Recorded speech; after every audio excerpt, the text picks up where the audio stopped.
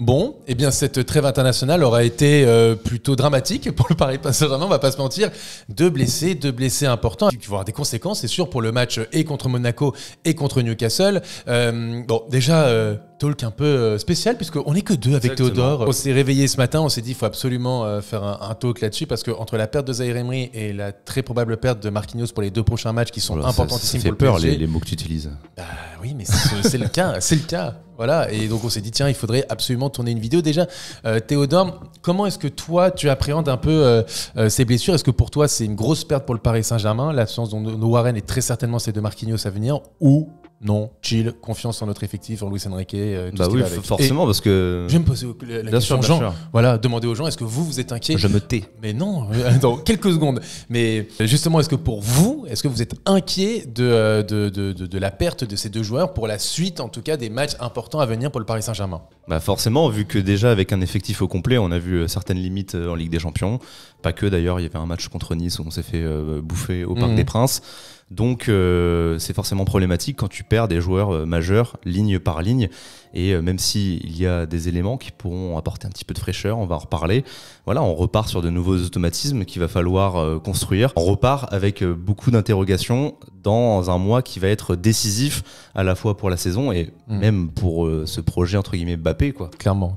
On est donc là sur une période de 7 matchs en moins d'un mois, des matchs dont contre Newcastle, contre Lille, contre Dortmund ou contre Monaco ce vendredi. Donc pour le coup, le PSG a besoin quand même d'aller chercher des résultats, des bons résultats dans cette période-là, et surtout en Ligue des Champions. Paris est deuxième, Paris doit absolument prendre des points pour se qualifier dans un groupe de la mort. Moi, pour le coup, je vais pas te mentir, je suis un peu inquiet. Mais tu es même très inquiet. Je suis même très inquiet. Dis-le. Oui, je suis très inquiet. Je suis très inquiet. Hors caméra, c'est terrible. Ce que m'inflige Jonathan au quotidien. je suis désolé d'infliger ça. Négativité. Bah ouais, je suis désolé. Pour le coup, effectivement, je suis pas le plus serein dans cette période-là parce que déjà tu as des difficultés, je trouve, quand on met quand des adversaires mettent du pressing sur le milieu de terrain, sur la défense, sur des joueurs cadres, donc comme Warren qui est devenu un joueur cadre même s'il n'a que 17 ans, mais à la limite tu me parles pas d'âge. C'est ton meilleur joueur de cette saison, peut-être avec Hakimi, avec Mbappé sur le point comptable tout simplement. Ouais, même avec tes meilleurs joueurs, que ce soit Warren, que ce soit Marquinhos, bah tu as des difficultés déjà quand il y a un gros pressing, quand il y a quand une bonne équipe, un bon collectif en face de toi. Et bah tu perds potentiellement ces deux joueurs dans des matchs hyper importants. Oui, déjà j'étais pas vraiment serein. Alors là, j'en parle même pas parce que moi je veux bien, même on se souvient du match contre Reims, le 3-0 juste avant la trêve, mais c'est un 3-0 un peu tronqué parce que Reims a énormément d'occasions. Tu tombes sur un Donnarumma exceptionnel et t'es en difficulté face au gros pressing de Reims, quoi. Et Marquinhos, voilà, bon, il a plein de défauts. Il a craqué contre Newcastle, mais à la base, c'est un des meilleurs relanceurs dans ta défense. Donc tu repars encore une fois avec beaucoup d'incertitudes. Après, je trouve quand même positif, entre guillemets, qu'on attaque cette échéance par quelques matchs au Parc des Princes à faire crescendo. Monaco, super test juste avant la Ligue des Champions. Newcastle qui ont beaucoup d'absents aussi. On en reparlera avec un talk spécial d'avant-match. Oui, évidemment. Voilà, soyez présents ce week-end, abonnez-vous. La cloche et tout. Mais beaucoup de blessures. Et normalement, si tu as un soupçon d'orgueil, tu te dois de gagner ce match. De toute façon, c'est défaite interdite. Et voilà, c'est plus sur la durée. Et avec peut-être en climax ce déplacement à Dortmund où il faudra surveiller aussi l'état global du groupe, clairement, les points des autres équipes. Donc c'est sur la durée, on peut se poser des questions et il faudra tout simplement que les remplaçants répondent présents. On rappelle, le match contre Dortmund, c'est le 13 décembre, donc dans un peu plus de 3 semaines. Donc ça laissera le temps peut-être à certains joueurs comme Marquinhos de revenir ou à d'autres de se blesser. Ce qu'on espère Warren, pas. en principe, c'est Warren, c'est terminé. Le PSG a annoncé que c'était fin de l'année 2023 pour lui. Maintenant, à voir pour Marquinhos et pour les autres, qu'on n'espère pas en tout cas. Mais justement, transition toute trouvée, on a parlé effectivement, moi, de mon inquiétude, de toi, de semi-inquiétude de ces blessures-là. Oui, c'est ça. C'est dur d'être devin, forcément. Oui, bien sûr. C'est plutôt inquiétant. Après, voilà, comme l'a dit un grand sage, Mehdi Ouzirane, en live hier, lui, il pense que c'est plutôt tranquille. Pour lui, on a quand même les armes pour se qualifier et je pense que quand il regarde l'adversité, il pense qu'on est quand même au-dessus.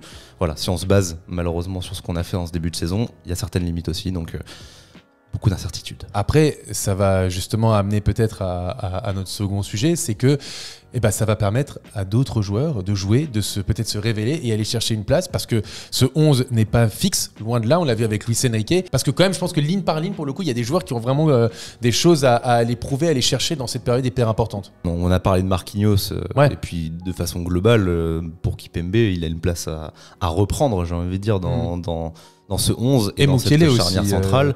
Et voilà, t'as Mukiele qui a montré de belles choses lors de son retour dans un poste qu'il connaît assez peu, on va dire, le poste de latéral gauche, qui est pas sur son bon pied, mais on l'a trouvé solide. Donc peut-être que ça peut être une piste de Luis Enrique.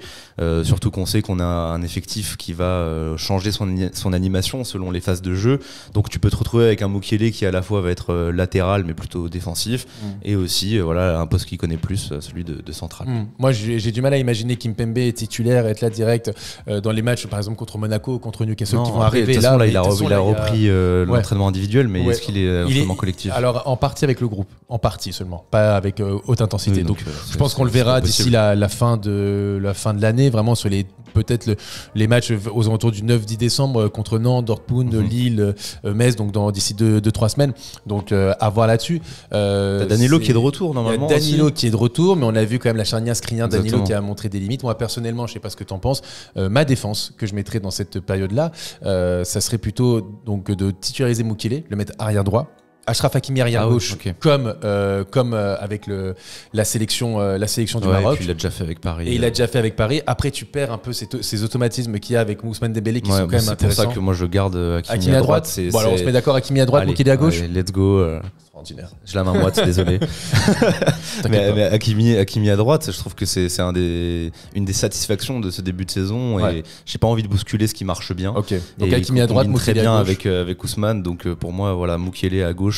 Même s'il n'est pas sur son bon pied, comme je l'ai dit, je trouve qu'il assure quand même une certaine assise défensive. C'est un joueur qui est plus rapide qu'un Danilo, donc je pense peut-être plus complémentaire avec Lucas Hernandez. Et surtout Skriniar. Je me fie surtout à ce joueur, parce que on l'a vu, le Danilo Skriniar, on ne veut plus. Oui, c'est sûr. Donc je miserai aussi sur cette défense. Au milieu de terrain, il y a deux joueurs, on va dire, qui sortent du lot, parce que alors il y a eu un moment l'hypothèse de Marquinhos au milieu. Au moins là c'est réglé. Voilà, au moins c'est pour le coup c'est réglé. Qui tu verrais au milieu de terrain? Moi personnellement, je vais te dire, je connais un peu ton avis là-dessus. Moi j'avoue que j'irais du côté de Lee Kang-in, parce que je trouve vraiment, je le trouve vraiment intéressant. Je trouve qu'il fait les efforts lorsqu'il est en contre-pressing. Je trouve qu'il amène du dynamisme, qu'il amène vers l'avant. Il est très box-to-box dans son profil, comme ce qu'est un peu Warren. Peut-être avec. Mais il n'a pas le coffre de Warren. Il a moins le coffre de Warren. C'est pour ça que je verrais bien Lee Kang-in titulaire, parce que je trouve qu'il apporte tout le temps aussi, même sur les coups de pied arrêtés, qu'il tire bien et tout. Et quand il baisse physiquement, c'est aux alentours entre la 50e et la 60e minute, tu fais rentrer Fabian Ruiz, qui va un peu te calmer un peu le jeu, et je l'ai trouvé bon lorsqu'il est entré en jeu sur ses derniers matchs pour le coup. Donc moi j'imagine bien le milieu de terrain comme ça, donc un milieu de terrain Vitinha, Ugarte et notre ami Lee Kang-in. C'est séduisant dans l'idée, et forcément c'est le genre de joueur un peu frisson qu'on a envie de voir jouer. Après moi mon problème c'est que je trouve que le système de Luis Enrique se reposait énormément sur Warren et son coffre infatigable, et je pense que tu peux pas le remplacer en fait poste pour poste avec Lee Kang-in. Je pense qu'actuellement il en a pas la capacité, il a pas assez de minutes dans les jambes, et en plus on l'a pas vu suffisamment, voire pas du tout en fait au cœur du jeu. Moi, Lee Kang-in, pour l'instant, je le trouve vraiment intéressant sur le côté, dans le demi-espace. Et voilà, que ce soit son entrée à droite contre Milan, où il a fait des ravages face à Théo, ou son super match contre Montpellier. Face à toi? Face à moi-même, vous imaginez. Il est vraiment fort. Waouh. Ou alors Montpellier, où il fait un super match et combine bien avec Mbappé sur le côté. Moi, je le vois plutôt ici. Surtout que je pense qu'en l'absence de Warren, pour moi, il faut densifier le milieu. Il faut arrêter avec le système avec Vitinha à gauche. Il faut vraiment recentrer, sinon on va prendre bouillon contre Newcastle et contre Dortmund. Et moi, je le vois plus avec du coup Fabian Ruiz qui retrouve une certaine élégance napolitaine qui nous a manqué pendant longtemps. On l'a vu contre Milan, la belle élégance napolitaine. Je suis d'accord.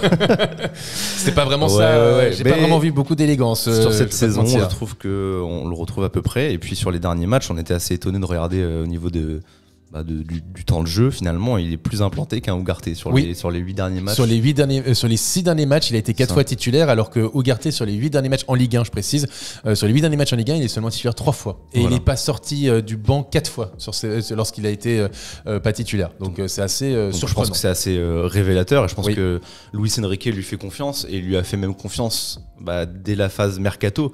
Parce que je pense qu'il fallait déjà anticiper en fait la possibilité de se passer d'un Warren, c'est normal.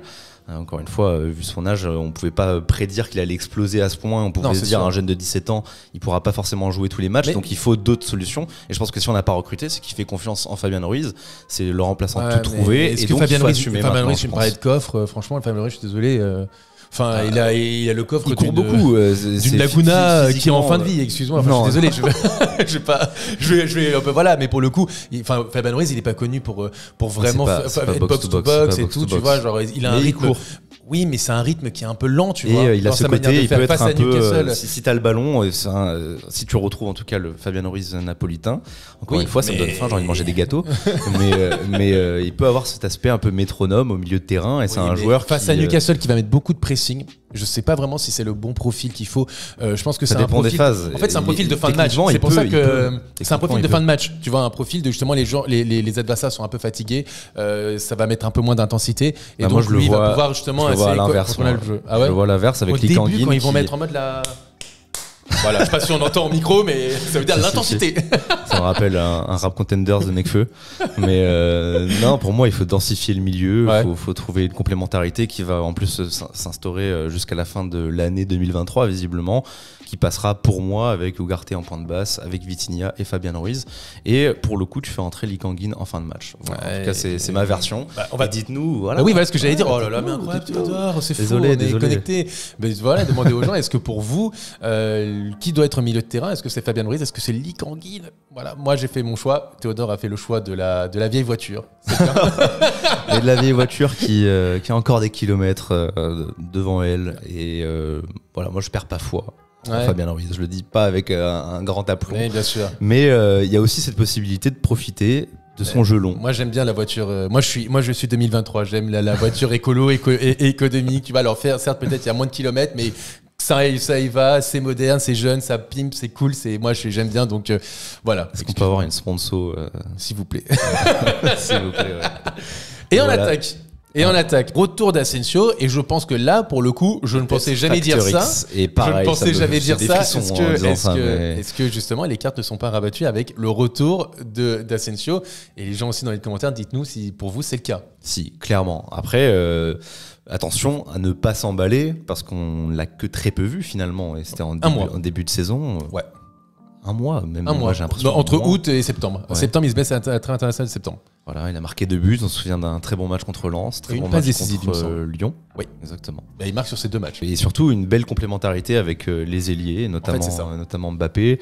C'est un joueur qui répond exactement finalement à ce qu'on attend d'un neuf dans la version Mbappé du PSG, on va dire. Un peu pivot gang, c'est ce que tu veux dire? Ouais, c'est ça. Ouais. Mais qui va avoir aussi des qualités techniques et qui va pouvoir tenter sa chance à l'entrée de la surface. C'est ce que j'avais trouvé vraiment intéressant contre Lens quand il marque à l'extérieur de la surface. C'est que les défenseurs ne savent pas en fait quoi faire parce qu'ils savent que Asensio il a une très belle frappe, très belle patte gauche. Pourquoi on dit jamais belle patte droite? Je sais pas. J'ai un flash comme ça. C'est vrai qu'on dit tout le temps belle patte gauche. Parce que c'est rare. J'ai eu un bug. Belle patte gauche en tout cas, Asensio. Et t'avais à la fois Mbappé qui demandait sur le côté, donc t'as plusieurs options et les défenseurs savent pas quoi faire. Ouais. Pour moi, Asensio, si en tout cas il est apte physiquement, on va vite le retrouver et je pense que Luis Enrique en a très envie. Et puis il y a Bradley Barcola, je pense que t'as envie de toucher un petit mot sur Bradley Barcola. Oui, moi j'aime beaucoup ce que propose Bradley Barcola. Je trouve que c'est vraiment intéressant ce qu'il fait à chaque fois qu'il rentre, à chaque fois qu'il touche le ballon, il crée des choses. Et moi j'aime beaucoup et je pense qu'il y a vraiment une place à prendre pour Bradley Barcola. Je te dirais pas de titulaire, mais au moins vraiment de Joker plus parce que j'ai l'impression à chaque fois qu'il rentre pour 10 minutes et contre Reims justement il est rentré, il a fait des différences, il fait une passe décisive, la première cette saison. Contre Milan il rentre, il crée aussi des différences. Contre Newcastle pareil, il est rentré, il a fait 4 retours défensifs, 4 interceptions, c'est l'attaquant qui en a fait le plus. Voilà, il crée des différences. Je pense que vraiment on a un peu oublié Bradley Barcola, mais je le trouve vraiment intéressant quand il joue avec le PSG, mais Pour toi, qui devrait être titulaire pendant cette période en attaque? Si Asensio est apte, j'ai vraiment très envie de le revoir. Pas Gonzalo Ramos? Non, ce que j'allais dire, on va pas toucher un mot sur Gonzalo Ramos, mais bon, bah, pour l'instant, ça porte pas ses fruits. Non, pareil, il faut laisser du temps. C'est un attaquant qui est jeune, qui se cherche, qui peut être en crise de confiance. Et pour un neuf, bah, c'est très important de marquer des buts. Clair. Et quand voilà, tu marques sur un seul match, oui. Cette saison, c'est problématique. Mais il a fait une feinte. Super. Ouais, bah, voilà. Dembélé, il en fait 8 par match, des feintes, et on dit que c'est insuffisant. Donc, absolument. Ça va être dur de se satisfaire de ça. C'est sûr. Et ça fait quand même une belle refonte ligne par ligne. Avec, dans des matchs hyper importants. Des joueurs qui sont quand même assez importants. Conclusion. Est-ce que tu es optimiste? J'ai envie de rester quand même optimiste. Je me pose beaucoup de questions et forcément, tu es encore plus en difficulté qu'avant la trêve. Mais comme on l'a vu, il y a quand même beaucoup de ressources, contrairement peut-être aux années passées, où sur le banc, c'était très compliqué. Oui. On s'est revu, parce que là, on va parler de Monaco en conclusion avec l'équipe chrono. Je vous conseille, on va mettre à l'écran l'équipe alignée l'année dernière par le Paris Saint-Germain à Louis II. Revu ça. C'est flippant. Il y a un match justement contre Monaco qui va se jouer au Parc des Princes. On va partager nos pronostics et nos pronostics sont comme toujours sponsorisés par les amis de Betclic. On rappelle qu'on a un code à vous proposer qui est Canal Sup, tout en majuscule avec un seul P, c'est important. Ce code vous permet en cas de premier pari, si celui-ci est perdant, vous êtes remboursé en free bet à la hauteur de 100 € grâce à ce code. Donc Canal Sup en majuscule, un seul P. Disclaimer, vous voyez le bandeau jaune qui est juste en bas. Vous ne pouvez pas jouer si vous avez moins de 18 ans. Et deuxième chose, soyez responsable, ne jouez pas de l'argent que vous ne pouvez pas vous permettre de perdre, c'est important. Théodore, partage-nous ton pronostic sur ce match. Je partirai sur les deux équipes marques. Attention à Golovin. Golovin buteur est à 4,87. Ça peut être intéressant, mais bon, moi je miserai pas sur l'équipe adverse. Déjà, les deux équipes marques, ça me fait mal, mais je pense que ça va vraiment arriver. Donc les deux équipes marques avec Mbappé buteur, ce qui nous fait un total de 10, c'est ça? De 17. De 17. Chez les amis de Betclic. Avec Mbappé qui marque très souvent contre son ex. Je suis pas serein, encore moins que toi. Moi, je vois pour le coup un match nul entre les deux équipes au Parc des Princes. On est à 4 jours d'un match de Ligue des Champions, on revient d'une trêve internationale. Monaco est quand même motivé aussi pour récupérer sa première place. Donc, je vois le match nul, mais les deux équipes qui marquent aussi. La cote est à 4,97 chez les amis de Betclic. Voilà, je suis désolé, je ne suis pas très optimiste. Après, attention, le futur parisien Youssouf Fofana oui, bien suspendu. Sûr. Oui, bien sûr. Merci Théodore, surtout. Voilà. Non, mais sachez-le, ça va arriver. N'est-ce pas? Voilà, en tout cas, comme toujours, vous voyez notre code, Canal Sup, majuscule, un seul P. Et aussi, si vous avez moins de 18 ans, c'est ciao. Et ne jouez pas de l'argent que vous pouvez pas perdre. En tout cas, merci Théodore. Avec plaisir. On se retrouve pour un autre talk, un avant-match de PSG Newcastle, qu'on espère avec des bonnes nouvelles, pas avec des blessures supplémentaires, et avec des bonnes nouvelles, par exemple pour Marquinhos, pourquoi pas? On espère. On espère. Et je pense pas. Moi non plus. Allez, ciao tout le monde. Salut, ciao.